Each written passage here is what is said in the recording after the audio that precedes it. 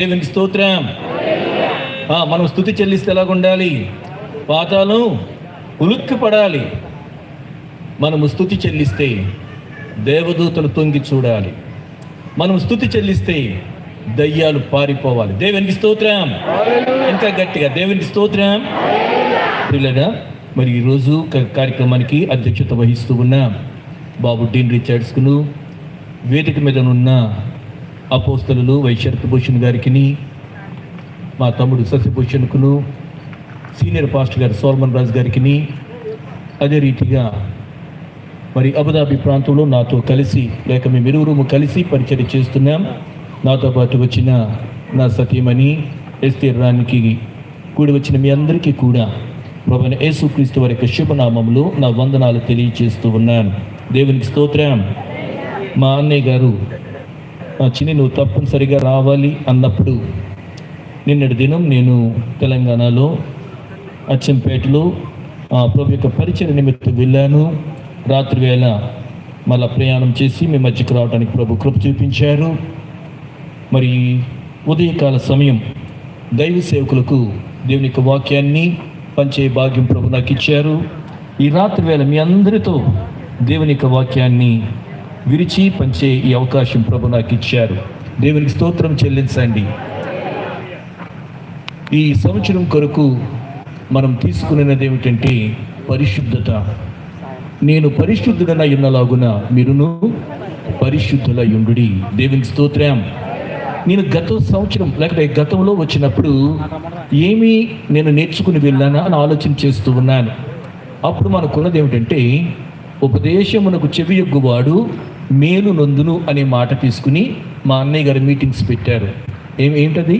ఉపదేశమునకు చెవియొగ్గువాడు మేలు నొందును, అది నేర్చుకుని వెళ్ళాను. ఈసారి అయితే పరిశుద్ధతను గురించి నేర్చుకుని వెళ్తూ ఉన్నాను. దేవునికి స్తోత్రం చెల్లించండి. పరిశుద్ధుడు, ఇందులో రెండు విషయాలు. ఒకటి, నేను పరిశుద్ధుడనై ఉన్నలాగున, రెండు, మీరును పరిశుద్ధులై ఉండుడి. దేవునికి స్తోత్రం. యోహాను సువార్త 8వ అధ్యాయం, యోహాను సువార్త 8వ అధ్యాయము 9వ వచనంలో ఒక మాట ఉంటుంది. యేసు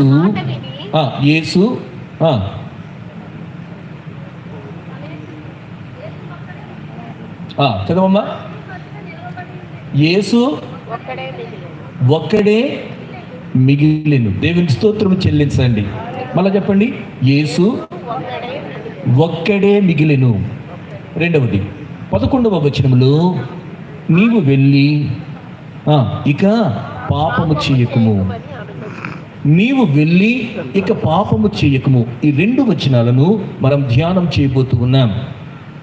ఒక్కడే, యేసు ఒక్కడే మిగిలెను. ఏమిటి పోటీ? ఎందరో వచ్చారు పోటీ పడదామని, కానీ యేసు ఒక్కడే మిగిలెను. పరిశుద్ధతను గురించి, పాపము చేయని వాడు ఎవరు అని కనుక చూస్తే యేసు ఒక్కడే మిగిలెను. దేవునికి స్తోత్రం చేయండి. నేను పరిశుద్ధుడను. రెండవది, మీరును పరిశుద్ధులయ్యుండుడి, ఇక పాపము చేయకు. దేవునికి స్తోత్రం చెల్లించండి. ఇంకా గట్టిగా హల్లెలూయా. ఒక్కడే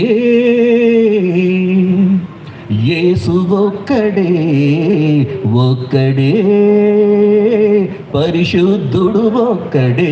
చప్పట్లను కొట్టండి.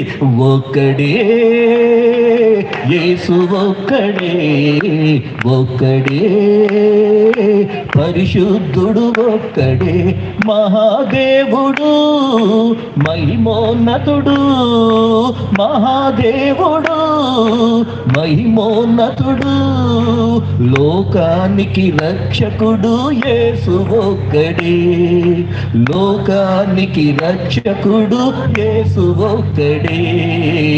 ఒక్కడే యేసు, ఒక్కడే, ఒక్కడే పరిశుద్ధుడు, ఒక్కడే, ఒక్కడే యేసు, ఒక్కడే, ఒక్కడే. ఆమేన్. యోహాను సువార్త 8వ అధ్యాయం 9వ వచనం ఈ రీతిగా ఉన్నది. యోహాను సువార్త 8వ అధ్యాయం